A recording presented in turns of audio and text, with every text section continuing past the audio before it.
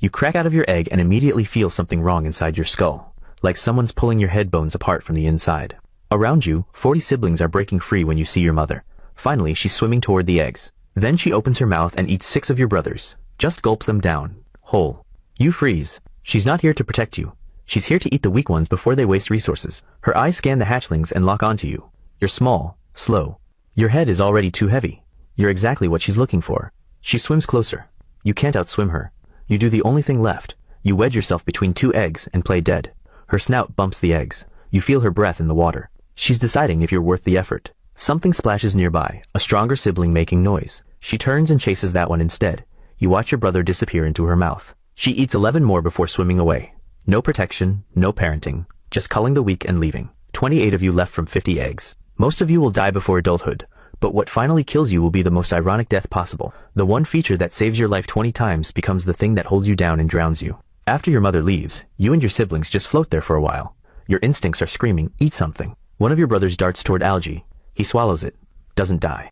You try the same thing. Grab some algae. It tastes like wet dirt, but your stomach stops screaming. For 3 days this is your life, grabbing random floating things. Then the real pain starts. Your head bones are spreading apart and it won't stop.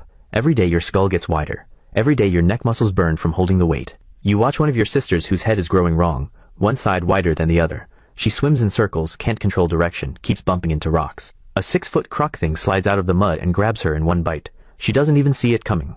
You just learn that this painful head spreading isn't random. It's the only thing keeping you swimming straight enough to survive. After a week of eating algae, you see your first real prey. A tiny shrimp crawling across the bottom. You lunge at it, miss completely. Try again. Miss. Your wide head makes you clumsy. You try 5 more times before you finally catch one. It's the best thing you've ever tasted. You spend the next 2 weeks hunting shrimp and learning how your body works. Your 4 legs are basically useless. They're like little paddles that barely push water. Your tail does most of the work. Your head just makes everything harder. It's like trying to swim forward while someone tied a plank to your face. You're hunting shrimp near the bottom when you spot something better. A small fish hovering 5 feet above you. You try swimming up to it normally, but you're too slow. It just drifts away. Then you try something. You tilt your head up, just experimenting, and suddenly you shoot upward like you're being pulled by a string. Water rushing over your flat head lifts your whole body. Your mouth snaps shut on the fish. You caught it without even trying. Your head works like a plane wing.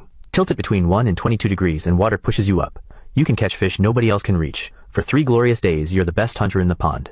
Then you scrape your head on a rock, just one small scratch. The next time you try to lift, nothing happens, just drag. The physics only work if your head is perfectly smooth.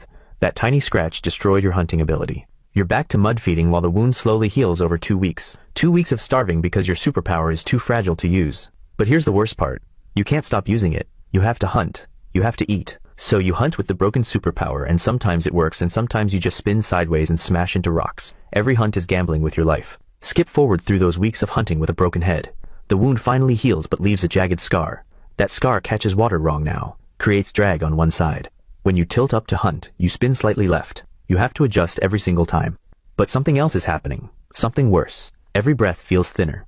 Your lungs work harder for less. You don't know it, but the oxygen in the air is dropping from 30% to 25%.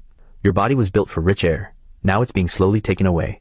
You're gasping more, tired faster. Every hunt leaves you exhausted. The ponds are shrinking too. You watch the water drop inch by inch every day. You need to find a burrow before it's too late. You and 7 others dig into mud near the deep end. You're wedged in there, finally resting when you feel it. Vibrations above, heavy footsteps, digging sounds. Light breaks through. A massive clawed hand tears through the roof. 13-foot monster with a sail on its back. It grabs the one next to you, a female you'd been hunting with. Her ribs crack. It pulls her out and you watch through the hole as it bites her head, then spits it out, too awkward to swallow. So it just eats her body, rips chunks off while her boomerang skull lies there like a plate it couldn't use. The hand comes back, grabs another. You press into the corner. 6 left. 5. 4. You're counting down to your own death when you hear something. Another monster roaring outside. Bigger. The hand stops, and you hear it run away. You're lying in the destroyed burrow, covered in your friend's blood, knowing that even if you survive today, you still can't breathe right. The air is still getting thinner. This is just a delay. Skip forward 4 months, and you've learned to live with that scarred head. But here's what nobody tells you. You have to lift at exactly the right angle. 1 to 22 degrees. Too shallow, nothing happens. Too steep, you flip backwards and expose your soft belly to everything below. You're hunting when you tilt up toward a fish. Perfect angle. You're rising fast. Then something charges from directly underneath. That 6-foot croc thing. You're committed to the lift. Can't change angle mid-flight. Its jaws open. You twist at the last second. Teeth scrape your side, tearing skin. You hit bottom bleeding. Your superpower almost got you killed because you couldn't see below you. The wound gets infected. For 3 weeks you're too weak to hunt. You eat mud and algae and whatever floats past. When the wound finally heals, you realize something horrible. Now you have 2 scars that catch water wrong. Your lift is even more broken than before. Every time you use your superpower, you risk breaking it more. Every time you break it, you starve. Every time you starve, you have to use it again. There's no way out. Skip forward 3 months and the big drought is starting. Water dropping fast. You watch the fish die first, not enough oxygen. Then you watch the other amphibians walk away. They have strong legs. You have paddle feet that barely work. You try following them. You drag yourself onto land and make it maybe 30 feet before your muscles give up. It takes you 4 hours to drag your body 30 feet. You're plowing a trench with your face because your head is too heavy to lift. You turn back to the shrinking pond and watch them leave. All of them. Walking to safety you can't reach because your body design won't let you. The pond is shrinking to a puddle. 300 of you are stuck here. You're packed so tight you can't move without hitting someone. The water's turning green with poison algae. You're suffocating in water and air at the same time. Every morning there's fewer of you. The sharks take the small ones. The crocs take the babies. Those sailback monsters wade in at night and drag out anyone near the edge. You're in the middle watching the waterline drop. Watching the body count rise. Watching escape be impossible because your head is too heavy and your legs don't work. You're not dying fast. You're dying slow while watching it happen. Skip forward 2 weeks and the pond is barely a puddle. 40 feet wide, 2 feet deep. 5 sailback monsters show up and start the harvest. Grab, shake, rip head off, eat body, drop skull. Next. You watch them work inward like a closing circle. This isn't hunting, this is processing. Your livestock waiting for slaughter. Bodies thrash, skulls crack, water turns red. One grabs the one next to you. You hear ribs break. Watch the body get torn apart. Watch the head get spit out because it's too awkward to swallow. The thing that's supposed to protect you just makes you easier to process. They figured out how to eat around it. You're next. The monster reaches for you. Then another monster slams into it. They fight over territory. Their thrashing creates a wave that throws you toward the edge. You drag yourself toward a rock with a gap. You're crawling, exposed, definitely going to die. You're 5 feet away, 4 feet, 3. Your muscles are done. 2 feet, 1. You wedge under the rock as claws slam down where you were. It tries to dig you out but gives up after 5 minutes. You lie there listening to everyone die for an hour, then silence. When you crawl out, there's 67 skulls in the mud. Just heads. Your species' defensive feature is literally garbage left behind after the meal. You survive 2 more weeks barely alive. Then the rain comes. Massive storm. Flash flood. The dried rivers explode with water. For the first time in months, deep water. Real water. Room to swim. You ride the flood into a new river, feeling your body wake up. You're going to survive. You actually made it. You find a pool fed by the flood, with fish. Real prey. You haven't hunted in 2 months. You tilt your head, perfect angle, and launch up. You catch it, swallow it. Best meal since before the drought. You're swimming around this new pool feeling almost happy when you notice something. The pool has rock walls. Smooth. Only one way out. A narrow channel at the far end. You swim toward it to explore. The channel is 10 inches wide. Your head is 17 inches wide. You stare at it for a full minute before trying. Maybe you can squeeze. Maybe the rocks will give. You push yourself into the gap. Your boomerang skull wedges tight instantly. You push harder. Rock doesn't move. You try backing out. Your head shape makes it impossible. Those swept back points catch like hooks. You're stuck. Then you feel it. The current through the channel is getting weaker. The flood is draining. The pool is emptying. You watch the waterline on the rocks start to drop. You have 10 minutes, maybe 15. You're watching your death approach in real time. You thrash for the first 5 minutes. Blood in the water.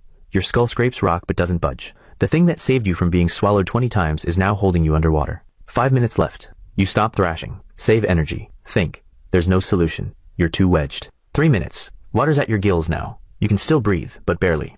2 minutes. You're watching the waterline drop inch by inch. You can see the surface. You can see daylight through the water. So close. If your head was normal-sized, you'd just swim up and out. 1 minute. Your lungs are burning. You're trying to breathe water that's barely there.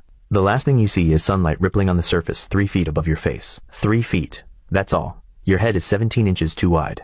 Those 17 inches, the ones that saved you from being eaten, the ones that made every swim harder, are holding you down as the water drains to nothing. You spend your last 30 seconds watching safety disappear, watching the surface drop away, unable to move, unable to help yourself, dying slowly with your eyes open. Your body gives up and everything goes dark. Somewhere 270 million years in the future, scientists will find your skeleton wedged in that channel. They'll measure your skull 17 inches across, and measure the gap 10 inches. They'll write papers about unusual preservation and flash flood victim. They'll never know you watched it happen, that you had 3 full minutes to understand exactly how you were dying, that the feature they call your successful adaptation was the thing that drowned you.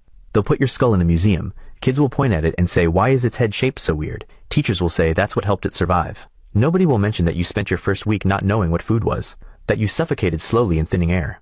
That you watched everyone walk away on legs that worked while you dragged yourself 30 feet in 4 hours. That you survived a massacre by pure luck just to die alone in a trap made by your own skull.